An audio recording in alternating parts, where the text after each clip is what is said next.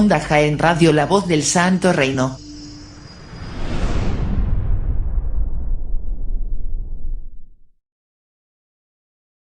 Cuentan las crónicas clásicas que fue el segundo rey de Roma, Numa Pompilio, el primero en decretar en el calendario la diferencia entre los días fastos y nefastos. Los primeros eran señalados con una F, y eso indicaba que aquellas jornadas serían de dedicación laboral, destacando para la administración el deber de impartir justicia. De modo que las fechas marcadas como nefastas eran las consagradas a los dioses, y por esa razón se cesaba toda tarea humana para volcarse en la solemnidad que precisa una festividad religiosa, por lo que se aplazaba cualquier actividad relacionada con la justicia. Hay ciertas fechas a lo largo de nuestra vida que quedan marcadas a fuego. La que inauguró el siglo XXI español fue la tragedia del 11 de marzo de 2004. Despertaba el día, y con él los típicos trajines del quehacer diario que quedaron ensordecidos en un instante, paralizando por unos segundos a toda la población española que se preguntaba, ¿por qué otra vez? Desde el atentado de ETA de 1987 en el Hipercor de Barcelona, no se había realizado otro tan deliberadamente destinado a la población civil, segando en el de la capital 191 vidas y dejando 1.858 heridos. Hoy, como venimos haciendo en otras ocasiones, queremos reivindicar la memoria de nuestras víctimas. Han pasado 18 años desde entonces, y las reacciones a este holocausto han sido desde aquel día múltiples. Recordemos en los primeros momentos el desagradable intento de manipulación de nuestros sentimientos por parte de los políticos y medios de comunicación lacayos. Fue evidente la perversión que destilaban sus intenciones, cuyo fin no era otro que hacerse con la poltrona en esas elecciones manchadas con sangre inocente. El PSOE, que estrenaba un candidato cuya percepción era la más absoluta mediocridad, hasta para los suyos, se encontraba entre las cuerdas, sintiendo una presión equiparable a la del boxeador casi noqueado, que en el último asalto se aferra a su contrincante con la intención de salvarse por la campaña y los puntos. De modo que echaron sus garras sobre el oponente y con la prisa del descuento exigieron saber quién había sido el autor de la salvaje acción, antes siquiera de que las investigaciones hubieran trazado las primeras hipótesis. Mientras tanto, el gobierno del Partido Popular se le ponía cara de póker, porque sabían que si la autoría del atentado se vinculaba a los islamistas, se le acababa el chiringuito. Recordemos que la guerra de Irak fue nuestro ejército gracias a la política exterior mamporrera de Aznar, que actuó como dueño de una república bananera, haciendo caso omiso a la opinión de una gran mayoría de los españoles, que aborrecíamos dicha intervención. Pero como todos los caudillos de la partitocracia, el presidente basaba su apoyo popular en una mayoría absoluta que le amparaba. Es decir, medía su legitimidad en virtud a que cada 4 años vendemos nuestras almas al meter una papeleta en una urna. En resumen, avalamos durante los años del mandato presidencial cualquier disparate por haber otorgado el día de las votaciones un apoyo puntual en un momento y circunstancias concretas. Así es la clase de democracia que defienden estos señores. Mientras los acontecimientos seguían su curso, los medios se ponían al servicio de sus dueños, la SER inventando hombres bomba colmados de calzoncillos, y los otros viendo cómo podían salvar al gobierno in extremis. Rubalcaba manifestando que España no merecía un gobierno que mintiera. Las sedes del PP eran asaltadas por turbas dirigidas, y Azaves cada vez con peor cara. Como vemos, todo muy ejemplarizante y democrático. Y los españoles, mientras tanto, ¿qué hicimos? Auxiliar a los heridos, donar sangre, llamar a familia y amigos, alegrarse por los vivos y rezar por las víctimas. Los médicos, enfermeros, bomberos y policías doblaban turnos o se presentaban voluntarios. Este es el pueblo español. Su comportamiento fue intachable, al contrario del que mostraron los políticos y su ralea aneja, que se repartían la herencia con el padre de cuerpo presente. Como todos sabemos, con aquellas elecciones se abrió la era Zapatero, que inauguró los polvos de los lodos de hoy. El Partido Popular trató durante un tiempo de ilegitimar aquella victoria, pero cuando vio que aquella patraña no le aportaba los frutos previstos, abandonó la vía, sin importarle que la investigación policial del caso estuviera plagada de errores presuntamente intencionados. Que no se supiera con exactitud qué explosivo detonó en aquellos vagones, que se vendieron como chatarra. Tampoco se interesaron en saber quién ordenó esa destrucción de pruebas, o peor aún, ¿Quién ocultó uno de los vagones a la intemperie, de cuya existencia nos enteramos 8 años después por la prensa?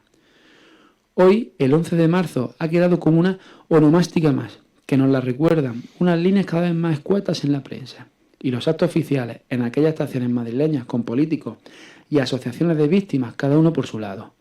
Hace años nos asqueaban a los que tenemos estómago. UGT y comisiones con la elección del 11 de marzo como fecha para manifestarse en contra de la recién estrenada reforma laboral, arguyendo que era el mejor de los homenajes a los trabajadores muertos en aquel atentado. No haremos comentario alguno sobre esto, ya que se describe por sí mismo. ¿Y nosotros? ¿Por qué dedicamos hoy a estas líneas? No nos impulsa el gusto por la necrofilia, nos trae la frustración, nos trae la fidelidad, nos trae la búsqueda de la verdad. En definitiva, nos traen las ganas de remover el espíritu crítico de los españoles. Hoy queremos dejar de ser súbditos para empezar a ser ciudadanos. Nuestra libertad ha de fundir sus raíces en la verdad, y esto es lo que queremos reivindicar, por la memoria de aquellos que han caído, no solo en este atentado, del que hasta hoy no se tiene certeza de quién fue el responsable ni con qué intención. También invocamos la memoria de todos los asesinados a mano de ETA, cuyas familias tienen que soportar los enjuagues políticos de todos los gobiernos, que han permitido y permiten que han permitido y permiten la presencia de sus miembros o adlatales en las instituciones públicas, los beneficios penales de los presos, su acercamiento, excarcelación y, cuando no, la huida con chivatazo, incluido a estos asesinos. Con el tiempo, los significados de las palabras evolucionan y varían con respecto a su origen, pero para los españoles, cuando llega aquella fecha del 11 de marzo, no solo la percibimos como nefasta por funesta, sino tal como comprendiera de ella un latino, fue un día en el que también dejó de impartirse justicia en nuestra nación. Muy buenos días, hoy es un nuevo programa del Mundo a las 8, como ya saben ustedes, con el nuevo cambio de horario. Es miércoles 9 de marzo, soy Mario Martos y como siempre tenemos aquí a Tomás Pérez. ¿Qué tal? Buenos días. Pues volviendo a recordar esta semana este incidente que cambió la historia de España. Y bueno, ahora Netflix nos presenta, no sé si has visto el documental. No lo he visto. De Netflix, bueno, un documental muy políticamente correcto y en el que sale, por ejemplo, Iñaki, el de los 3 pares de calzoncillos, que sale impartiendo, pues como siempre, impartiendo ley. Y bueno, al final siempre perdemos los mismos, no solo económicamente, como estamos actualmente, sino también con nuestras vidas. Y como diría también los latinos, cui prodest, ¿quién se beneficia? Al final, el señor Aznar, que era el limpiabotas de Bush, pues acabó asesorando a Endesa, fue también dando conferencias por Estados Unidos y bueno, con su tranquilo retiro de expresidente. Después Acebes también, por ejemplo, que era el ministro de Interior, acabó de consejero en Iberdrola y en Bankia. Rato acabó de director del FMI, es decir, del Fondo Monetario Internacional, presidente de Bankia y ahora pues presidiario, ¿no? Y Zapatero, pues si hablábamos de limpiabotas de Bush, este es el correveidile de los narcogobiernos de Venezuela, en fin, todo muy, muy edificante, como vemos. Y hablábamos del documental de Netflix, pero hay otra serie de documentales. Por ejemplo, podemos hablar de uno francés que hizo hace tiempo un periodista francés, por lo visto de tendencia anarquista, pero que es bastante clarificante ese documental y las distintas teorías que hay, en fin. Y se llama El nuevo caso Dreyfus, Jamal Yawan, el nuevo caso Dreyfus. Y después la gente de Terra Innota ha estado haciendo una serie de casos, no lo he llegado a ver. ¿Tú has visto? Sí, me falta por ver el del jueves pasado y el que estrena este jueves, que ya con él culminan. A ver, el de Terra Innota es muy interesante. El francés, que también lo he visto, si él elabora una teoría. Sí. El de Terra Innota no elabora una teoría, bueno, estoy esperando el último capítulo, a lo mejor ahí sí la elaboran, sí. Pero merece la pena verlo por la cantidad de imágenes, es decir, cogen todo el caso punto por punto, desde los jueces, la acusación, la defensa, los imputados, el orden de los hechos, es decir, lo plantea todo con todos los fallos, con todo el acúmulo de errores que hubo y con las propias declaraciones bueno, toda testifical que hay en el juzgado, que bueno, es enorme, con con los dos tipos de jueces, en fin, de cómo, por cierto, ni el juez del Olmo ni el otro, el Bermejo, han terminado su carrera subiendo. De hecho, del Olmo es abogado y Bermejo se quitó. Que aparece en Netflix, aparece también el juez Garzón. Bermejo instruyó el caso y dijo: yo me voy a Murcia y no quiero saber nada. Y las dos personas que sí que ascendieron y están hoy en día como fiscales en el Tribunal Superior son precisamente las dos fiscales. Y a la que habría que recordar también a la juez Coro, no recuerdo el apellido, que acabó como mendiga porque le cortaron, intentó volver a retomar el caso del 11M y acabó como mendiga viviendo en el metro. Este jueves, que por cierto, a las 9:30 en el canal de Hacemos Nación, hay una entrevista previa con el equipo de Terra Ignota a través de YouTube, de sus redes sociales. Se va a hablar sobre esto, sobre todo por la grandísima documentación que han hecho. Claro, creo que van por 7 episodios, no, o por 8, y este es el 9º, de media de 1 hora, y lo explican todo tan bien, que tú puedes creer una casualidad, 2 casualidades, 3 casualidades, a la cuarta ya empieza a quemarte la sangre. Tú puedes creer un error en la investigación en cualquier línea, pero claro, luego te sale que si el policía jefe de... no era jefe de TEDA, sino el policía jefe de la unidad, de la comisaría, de la Unidad Central de Investigación de Madrid, que fue el que daba la orden de las pruebas. Bueno, no se sabe quién daba la orden, que mejor de todo. El que daba la orden y demás, pues resulta que ese está implicado en algunos de los fallecimientos de... Bueno, la investigación policial de algunos de los fallecimientos de los 14 fallecidos que hubo en el caso Gürtel. También casualidad que fallezcan 14 personas, o 12, no recuerdo bien, de una misma investigación, ¿no? Pero bueno, que hay más sombras que luces. Bueno, estaba hablando ahora mismo del canal de Hacemos Nación y había porque este fin de semana os vestí de gala. Hacer Nación, hacéis la presentación aquí en Jaén. Y ahora nos vas a comentar cómo es la historia, pero yo te voy a contar una noticia que Pedro Jesús Espada, que es uno de los concejales de Velilla de San Antonio en Madrid, que es de Hacer Nación, logra paralizar un escandaloso desahucio de una mujer y su hija menor por una deuda de 5.000 euros que finalmente la entidad denunciante se puso en contacto con él, con el concejal, para informar de que no habría desahucio tras oponerse a Hacer Nación y él encabeza. Es uno de los 2 concejales que hay en Velilla, y que al final se negociaría con esta familia una cuota acorde con su estado de vulnerabilidad y a estas personas que residían en esa vivienda del año 1996.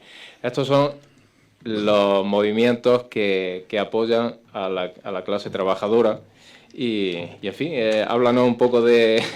Te voy a hacer hoy la entrevista a ti. Sí, vamos a ver ¿Qué es lo que vais a hacer este fin de semana? Lo que se presenta es el nuevo proyecto, que bueno, son muchos años los que se van trabajando en diversos proyectos, primero en la Asociación Iberia Cruz, luego en el respeto que fue la marca electoral que utilizamos para las elecciones municipales, y ahora pues de ahí nace una nueva evolución, que es Hacer Nación, que es la nueva marca electoral, bueno, aquí en Jaén la nueva marca electoral con la que acudiremos a las siguientes municipales, pero bueno, básicamente es pues ya el último paso, ¿no? Consideramos que las anteriores marcas, pues bueno, tuvieron un momento en que fueron útiles y ahora consideramos que ha quedado un paso más. De hecho, Hacer Nación a diferentes anteriores proyectos, aunque es un proyecto... Es la madurez del proyecto. Sí, de índole municipal, pero el propio nombre lo dice, ¿no? Es decir, tiene una vocación a nivel nacional detrás. Lo que pasa es que la vocación ahora mismo es simplemente municipal. ¿Por qué? Porque la política solo es una cosa: mejorar la vida de nuestros vecinos. ¿Y dónde mejor que desde el municipio?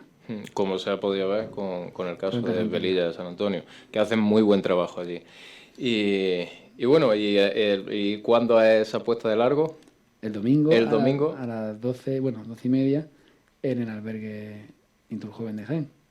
que está, Sito. Calle Borja, número 23. Bueno, enfrente del Teatro de Infanta Leona. Muy bien. Pues bueno, vamos a empezar con la primera. Vamos a empezar a echar Billy.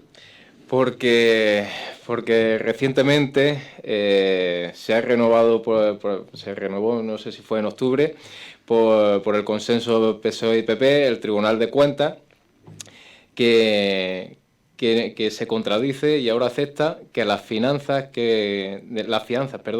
de los políticos golpistas catalanes, que ascienden a 5,4 millones de euros, es decir, para los de la EGB y los viejunos como yo, sí. 8.906 millones, 896.400 millones de pesetas, perdón. Es que la cifra es tan es impresionante.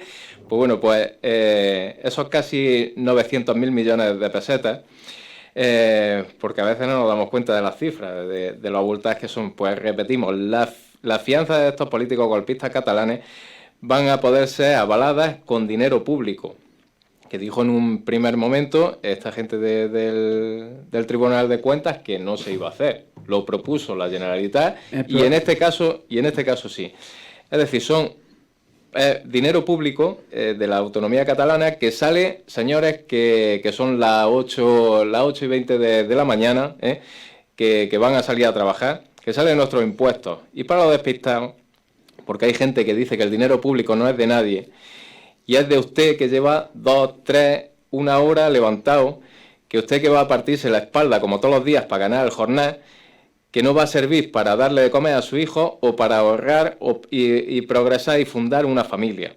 Porque a usted se lo están robando unos buitres enfundados en buenos trajes y viviendo a cuerpo de rey sentado en un escaño y dictando normas que son paladas de tierra continuas que están sepultando al pueblo trabajador español.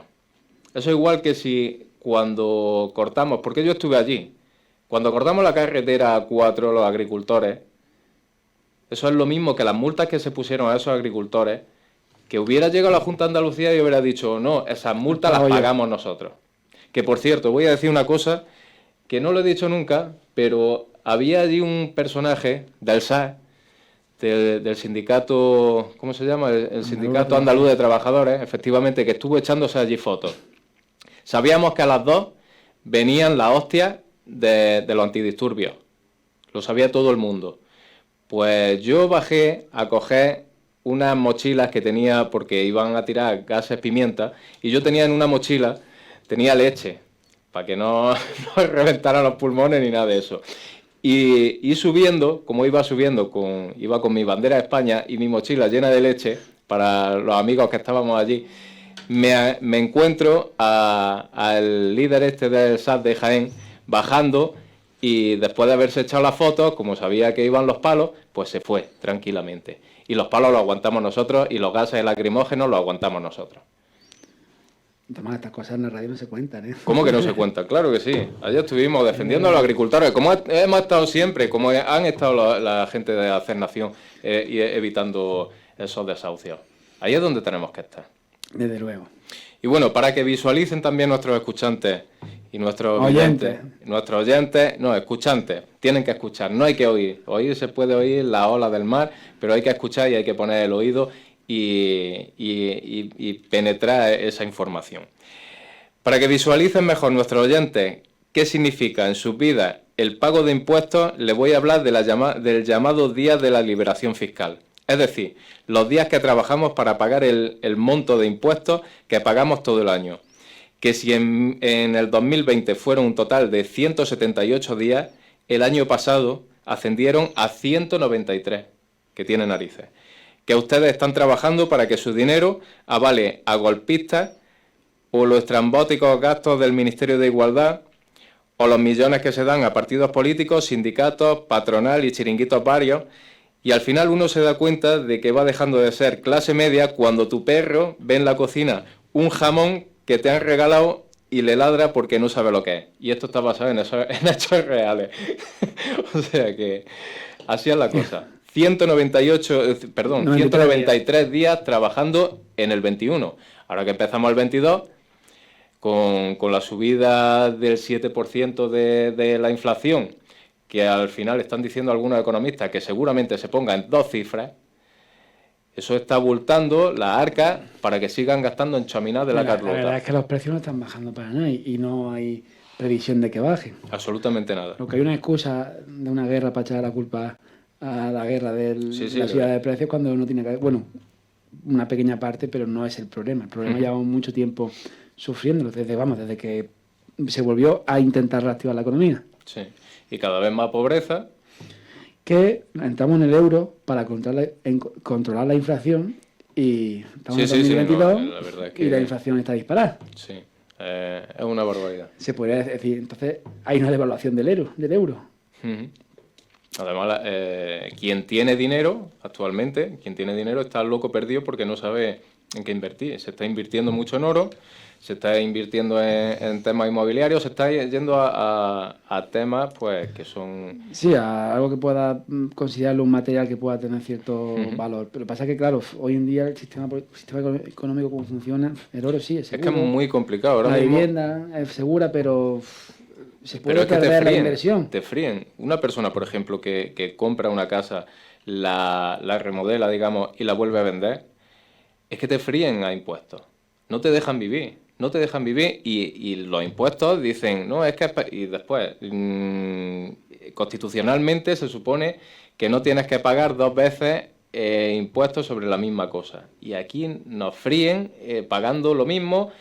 Si tú pagas el impuesto de circulación, dentro de 4 días vas a tener que pagar por entrar, bueno, ya se está pagando para entrar en los centros de ciudades. Aquí en Jaén, por ejemplo, están proponiendo ya, o ya se va a hacer, en la zona de San Ildefonso, en el centro, con el tema del cambio climático y la historieta de la contaminación.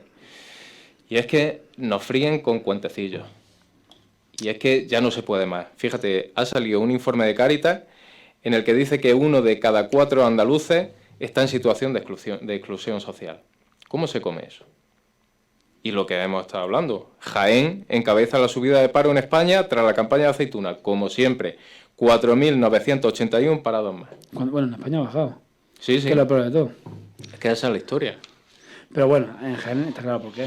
Por el modelo económico vinculado al monocultivo. En cuanto pasa la campaña de aceituna, se disparan las cifras.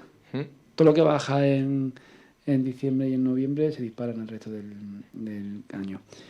¿Algo más, Tomás? Pues la verdad es que tengo noticias ya de otros momentos también. Por ejemplo, pues mira, podríamos hablar de una que tengo aquí hecha en manteca, que hace tiempo que tenía que haber sacado, y es, por ejemplo, la crisis de los semiconductores, porque se está hablando del tema de los combustibles, se está hablando del gas y tal.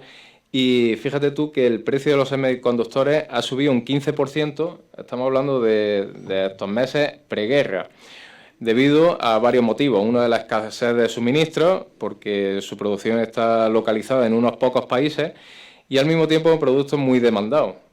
Cualquier cosa lleva los semiconductores, para aclararlo, son los chips, que se ha dicho siempre. Por otro lado, también hay escasez de materia prima y, finalmente, la gestión logística que ha producido el COVID con el tema de los barcos. Sí, bueno. Exactamente. Y ahora los barcos es que están haciendo el negocio del siglo, porque sobre todo ahora... Y ahora están dedicándose a... Fíjate, el otro día escuchaba que algunas veces las rutas de los barcos gaseísticos están cambiando hasta 8 veces. Han llegado a cambiar algunos, porque lo demandan en tal país, otros le ofrecen más, y al final se están haciendo de oro. Y bueno, la Unión Europea pues crea una directiva que pretende evitar la dependencia de Asia, que tiene el 80% de la producción de estos chips, y aspira a producir en Europa el 20% en 2030. Para ello, se pretende invertir 43.000 millones y han entrado en conversaciones con Samsung y TSMC. Es decir, se pretende dejar de depender de Asia, pero se invita a los fabricantes a que lo hagan en Europa. Eso se llama delocalización a la inversa. Es decir, estamos haciendo una inversión en lugar de hacerlo a través de empresas europeas Locales. o incluso estatales o como sea, como fuere. Sí, locales, Se- exactamente. al final, la dependencia que queremos quitarnos de Asia, que es, sobre todo Taiwán son los productores, nos queremos quitar esa dependencia con firmas de allí precisamente. Ahora, imagínate, el día de mañana viene aquí Taiwán y se pone a hacer chips. Ahora llega China y hace exactamente lo mismo que ha hecho Rusia con Ucrania. Y ahora, ¿qué pasa con eso? Ya. Otra vez la dependencia es la pescadilla que se muerde la cola. Y seguimos en lo mismo. De hecho, China, bueno, China está haciendo lo que hace Rusia, sí, es decir, Rusia quiere volver a la Guerra Fría, China está acabando con la unipolaridad del mundo a golpe extraordinario, conquistando África y América, sobre todo, y luego haciendo dependiente a Europa de ellos. Ahora te voy a dar un dato también de la subida que estamos hablando. Pues China, darlo, que vamos a ir pidiendo. ya vamos la terminando. primera parte. China este año ha tenido la cosecha más baja de la historia del trigo. ¿Quién tiene el trigo? ¿Quién ha sido siempre el silo de Europa? Ha sido siempre Ucrania. De hecho, la mayor parte del trigo que llega aquí viene de Ucrania.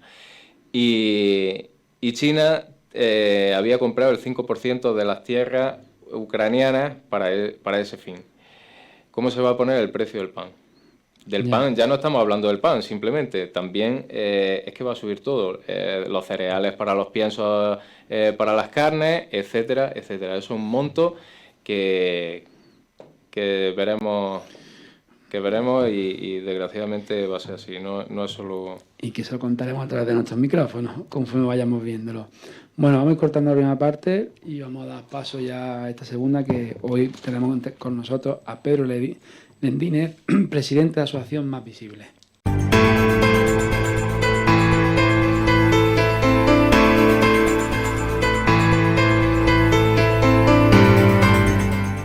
Pues ya estamos de vuelta y como hemos dicho, tenemos entre nosotros al presidente de la Asociación Más Visible, que está recién inaugurada, como nos comentaba. Bueno, ahora entra en detalle. Pedro Lendínez, muy buenos días y gracias por estar con nosotros hoy. Muchísimas gracias, buenos días y gracias a vosotros por la invitación.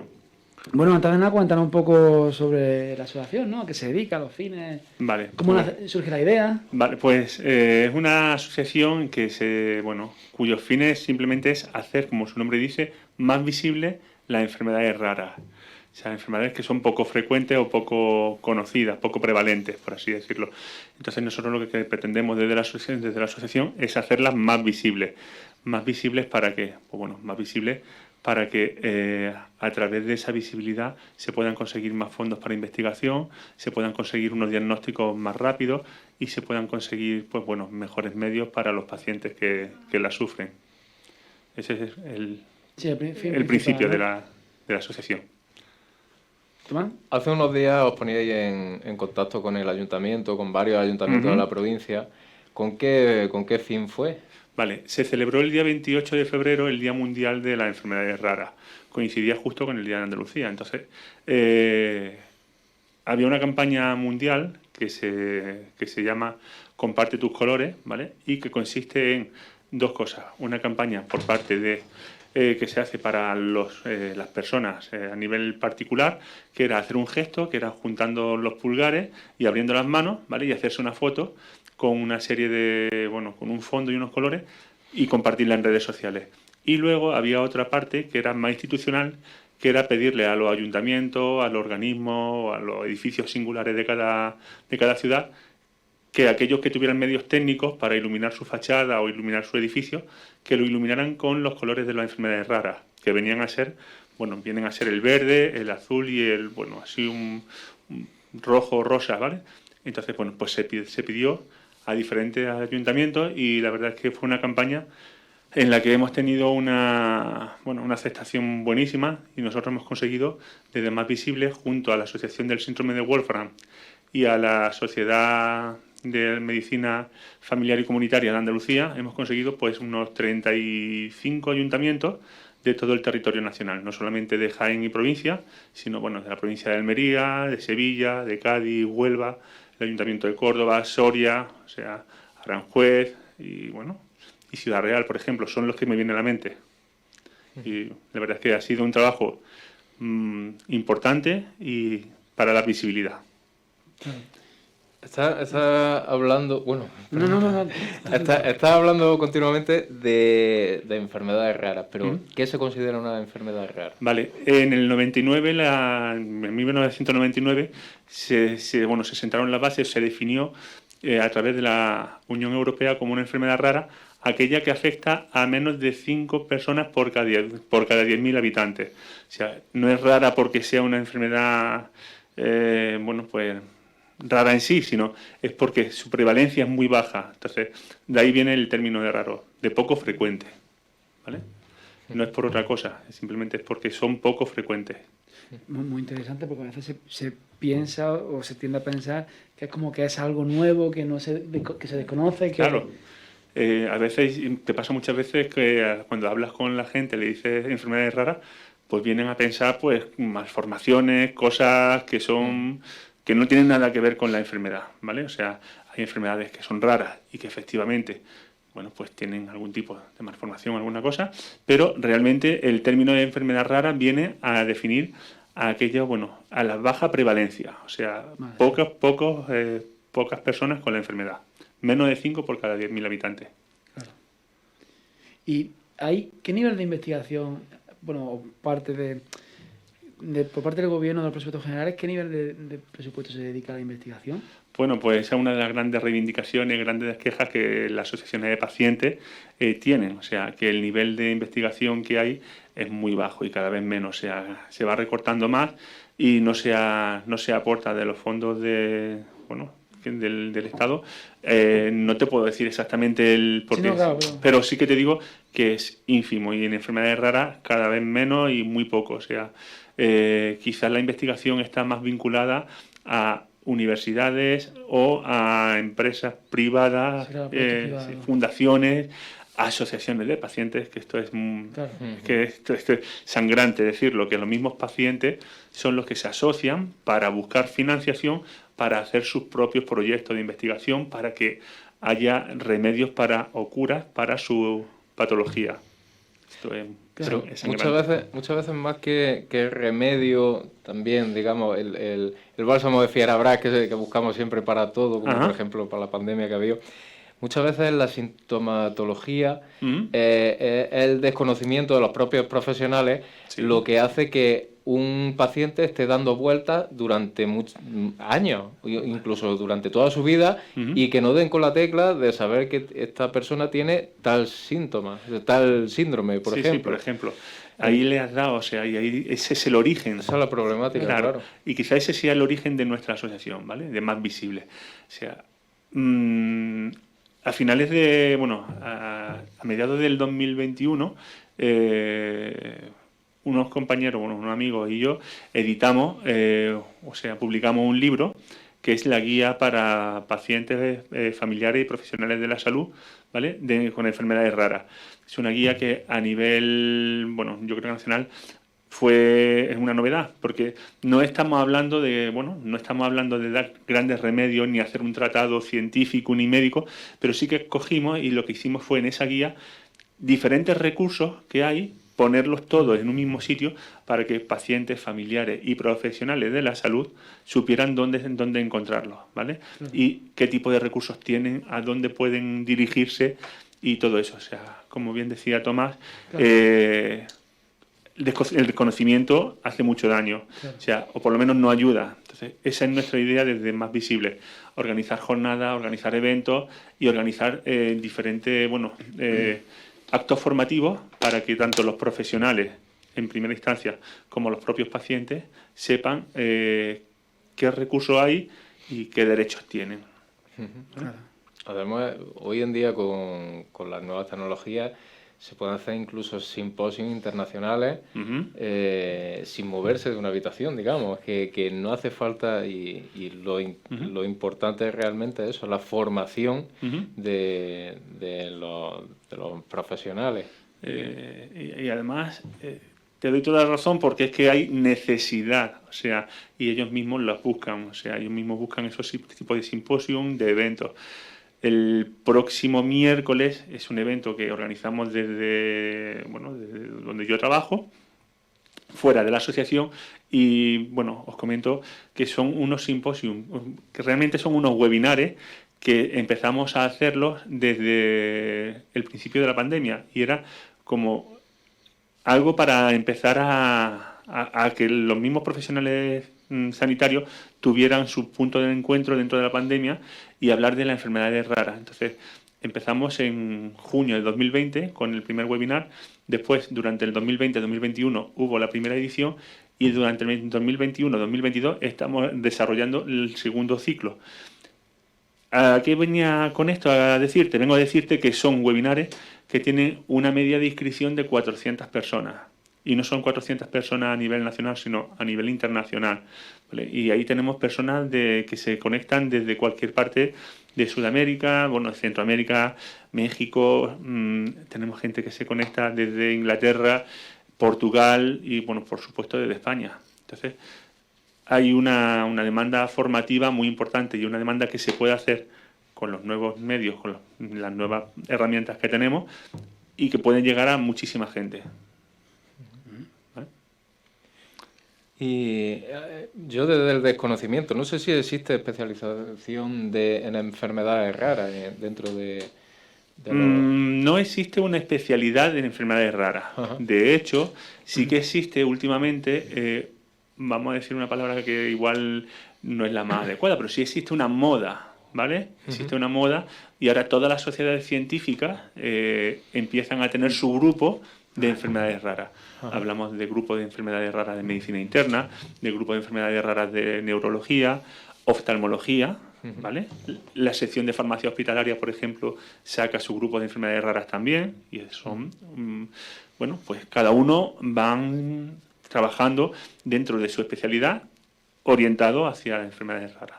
Pero no existe una especialidad como tal.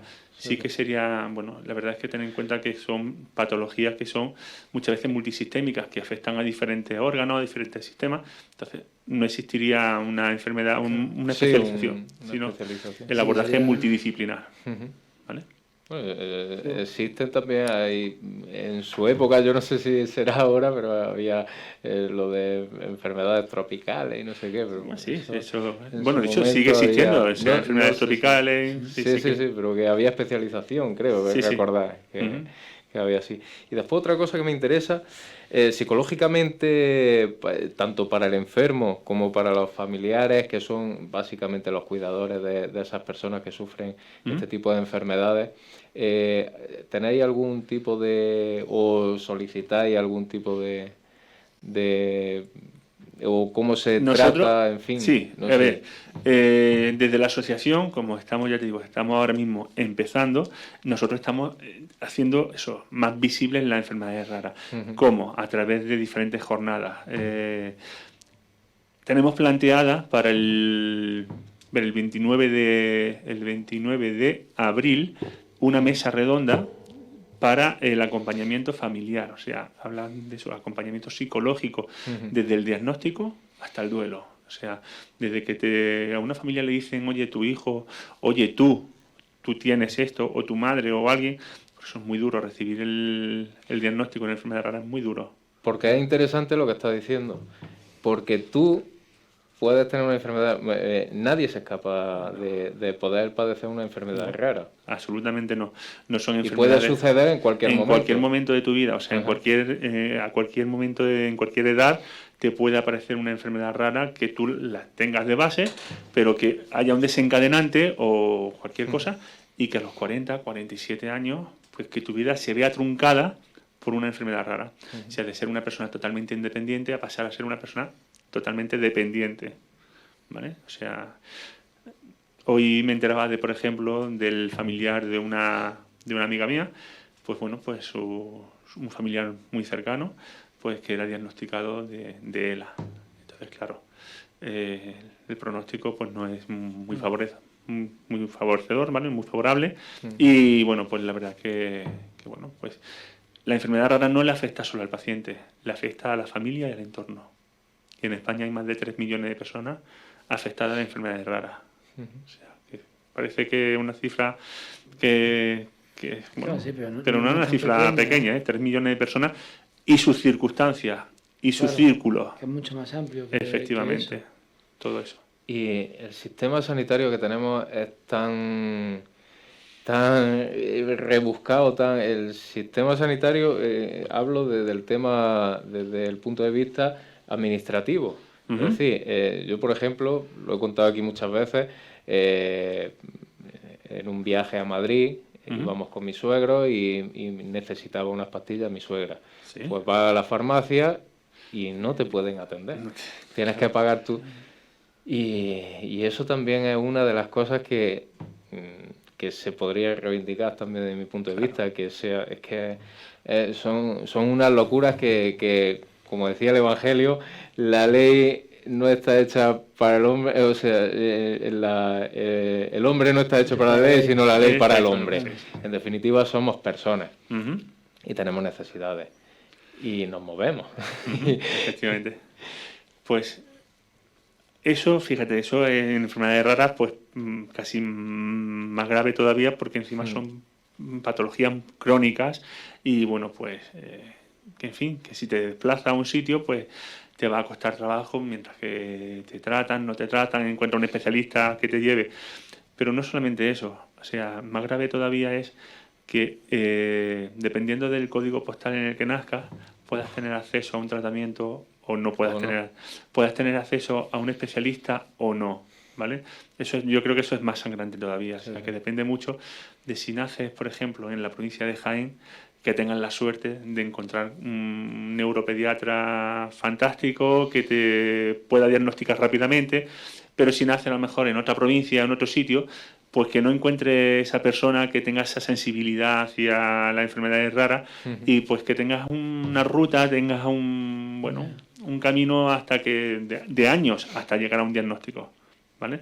Y luego cuando llega el diagnóstico que puedas acceder al tratamiento o que puedas acceder a un centro de referencia, porque luego tenemos que tener en cuenta que hay otra cosa que se llaman los CESURES, que son los centros de referencia, ¿vale?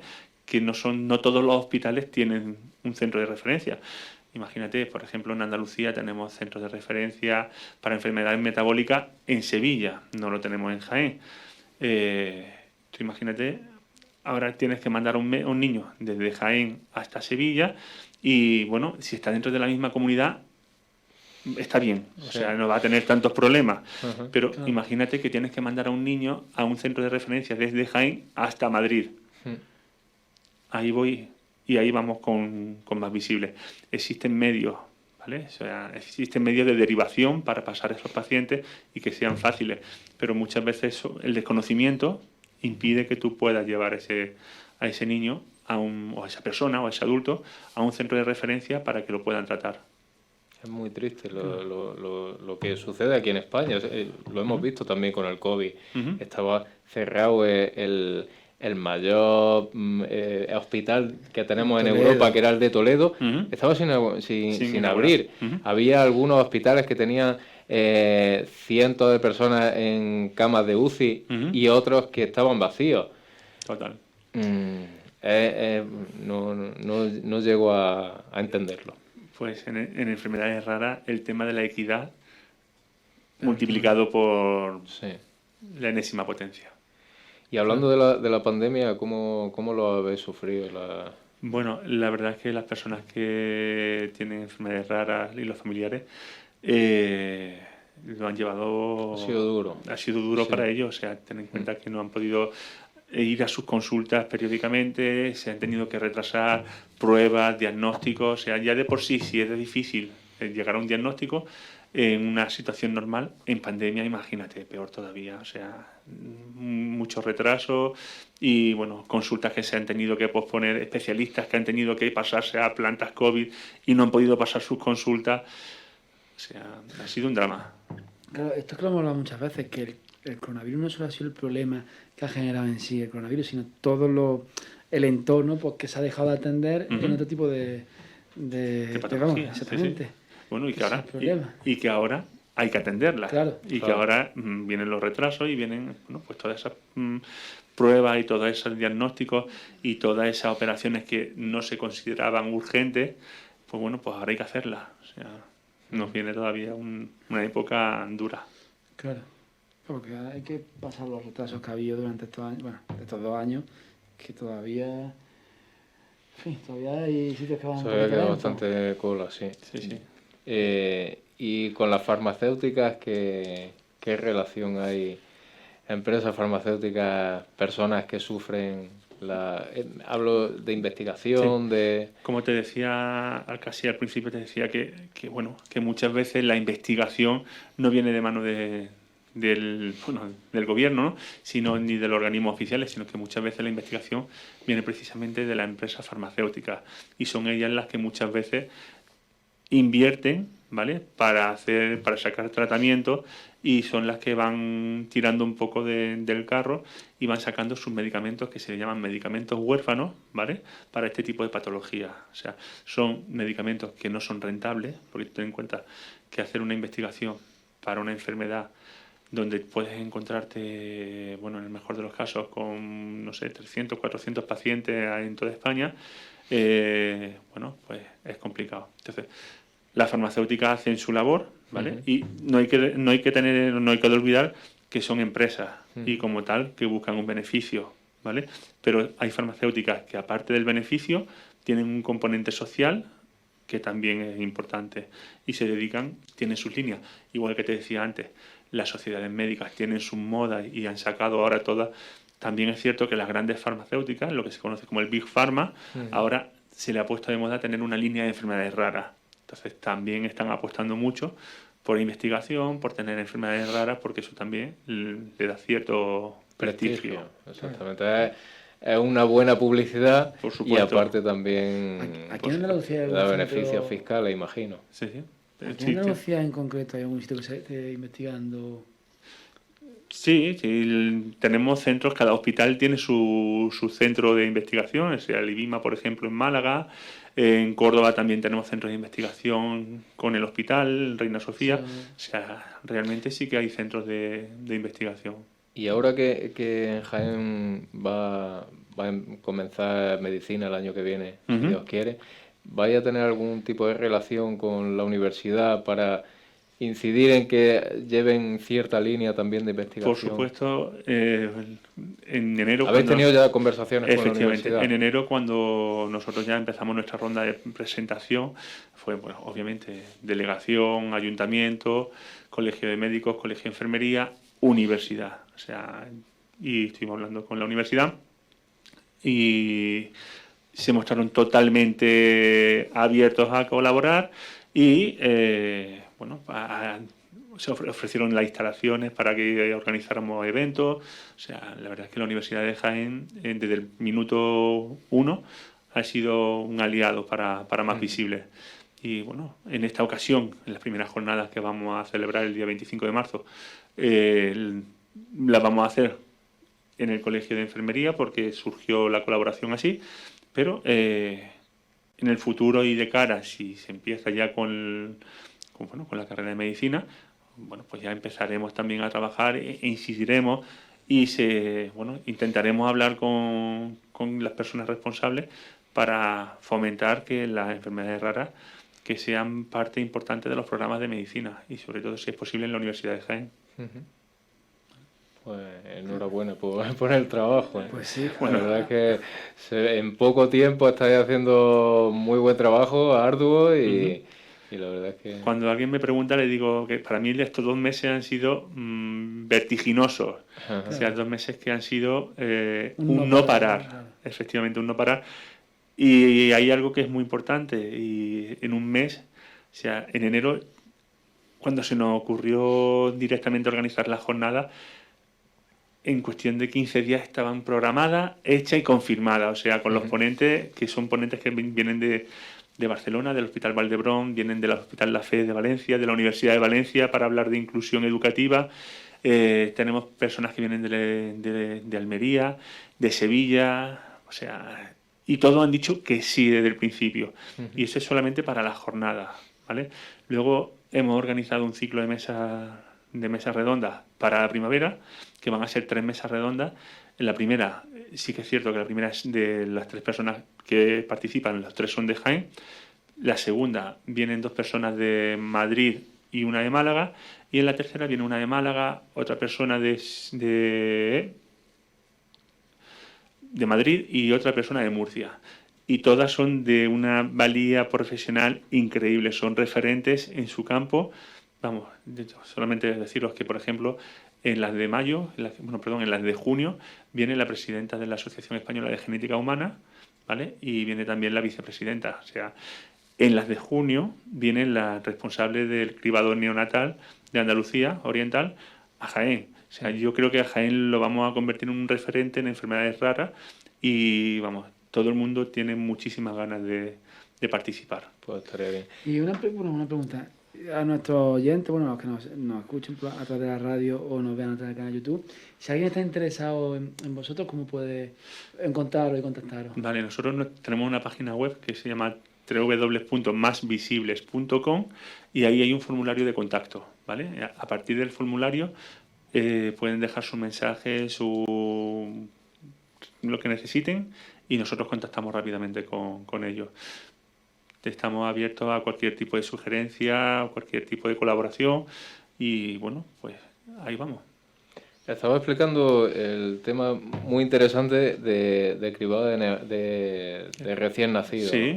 Explícanos, por favor, por qué es tan importante y qué es. Vale, el cribado neonatal surgió sobre los años 70 y bueno, tuvimos la suerte de que fue muy cerquita aquí, que fue en la Universidad de Granada. Y fue don Federico Mayor Zaragoza y Magdalena Ugarte, fueron los que instauraron el programa de cribado neonatal para 2 patologías, para fenilcetonuria y para hipotiroidismo congénito.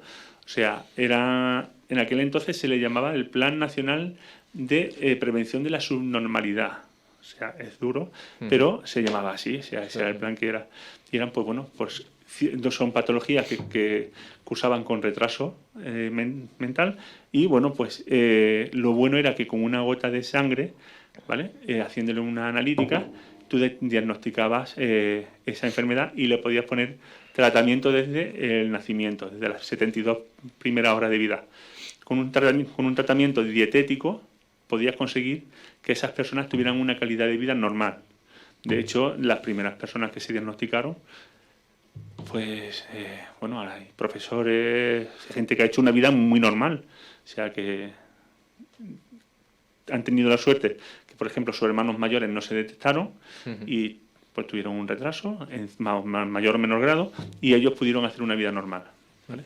Empezaron con 2 patologías y ahora ya está 35, 36 patologías, dependiendo de la comunidad autónoma. Que fíjate que también es curioso, que dependiendo de la comunidad en la que nazca, el cribado neonatal puede ser, por ley, 7 y luego, ya dependiendo de la comunidad, hasta 30 y tantas patologías, ¿vale? Ya.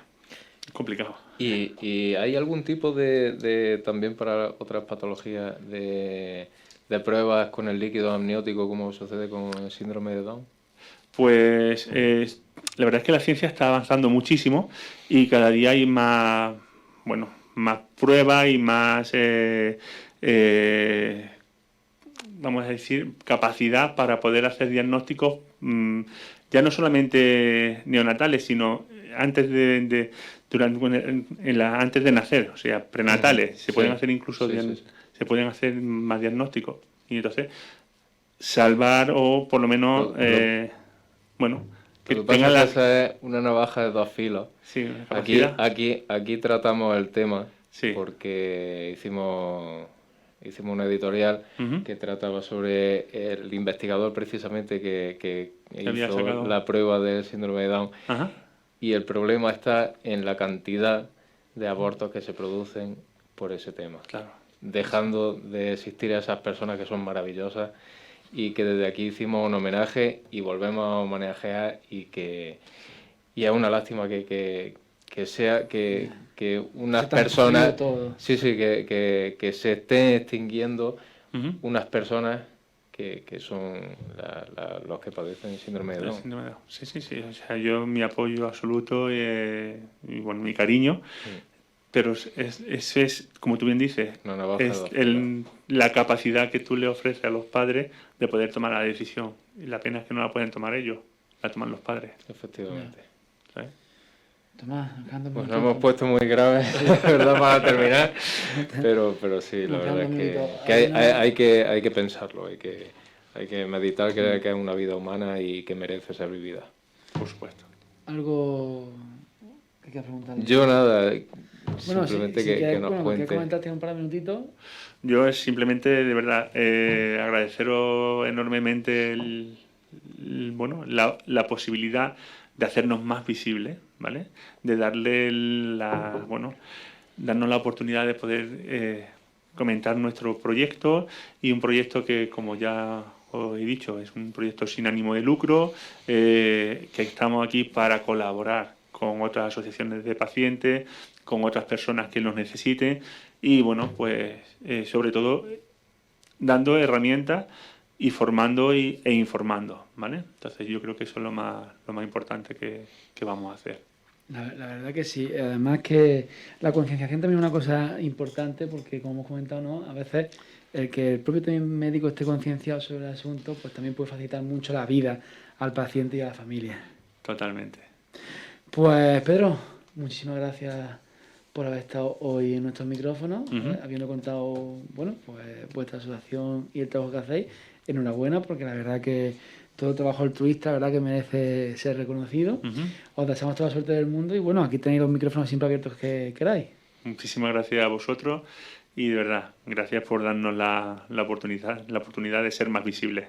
Perfecto. Bueno, Tomás, como otro miércoles más, gracias por acompañarnos. Yo vuelvo a recordar, como otro miércoles más, que nos podéis escuchar en directo en radio en Onda Jaén a las 8 de la mañana los miércoles, que nos podéis ver a través de YouTube y que nos podéis descargar también por audio de iVoox.